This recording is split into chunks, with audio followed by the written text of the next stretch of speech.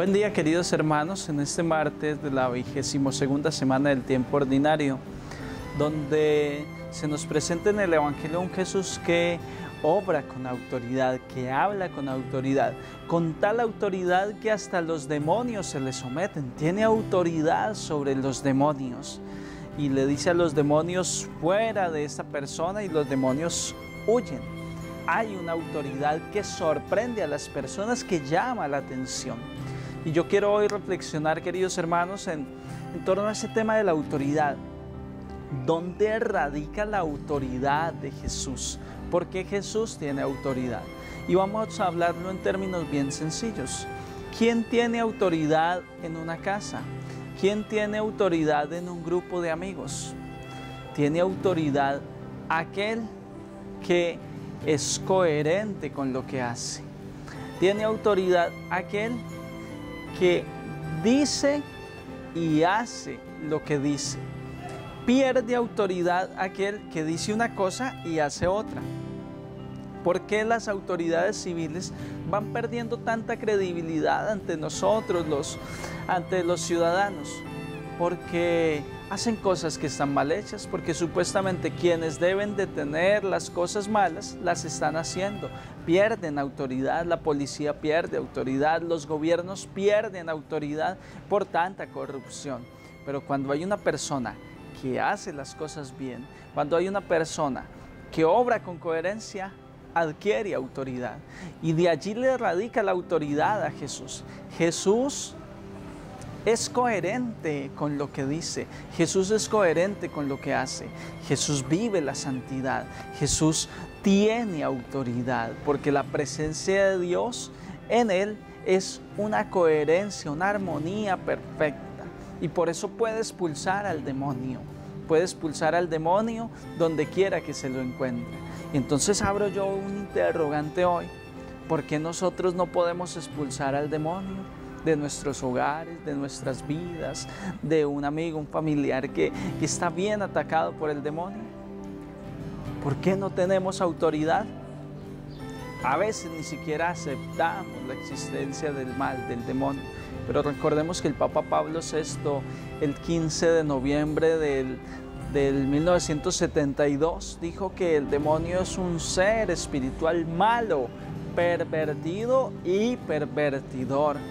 Y lo afirma la palabra de Dios. Hoy nada más el Señor está expulsando al demonio.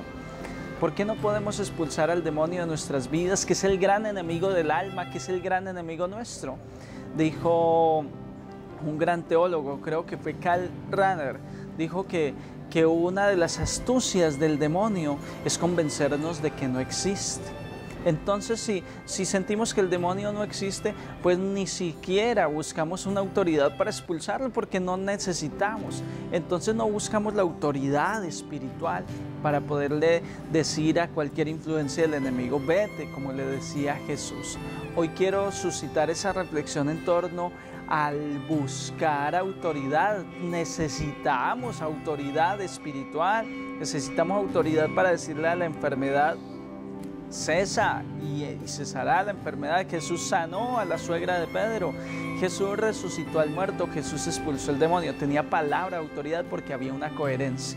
Pero ¿qué pasa con nosotros? Somos católicos pero incoherentes. Decía uno de los grandes, Gandhi, decía que el evangelio cristiano es maravilloso, pero que los cristianos no vivimos el evangelio que predicamos. Eso es la incoherencia, y la incoherencia es la que ha hecho que muchos de nuestros bautizados se vayan a hacer bautizar a otras iglesias, se vayan de nuestros templos, porque damos testimonio incoherente, perdemos autoridad.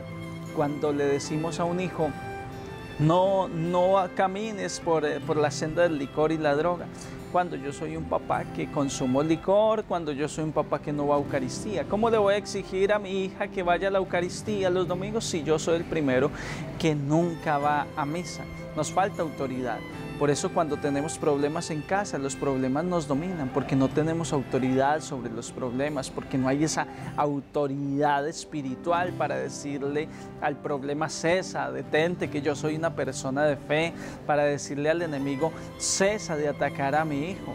Hoy no vemos como influencias del mal el ataque a la castidad, y por eso los jóvenes hoy practican el libertinaje sexual y nadie dice nada. Son influencias del mal, son causas para condenarse, pero hoy nadie lo denuncia.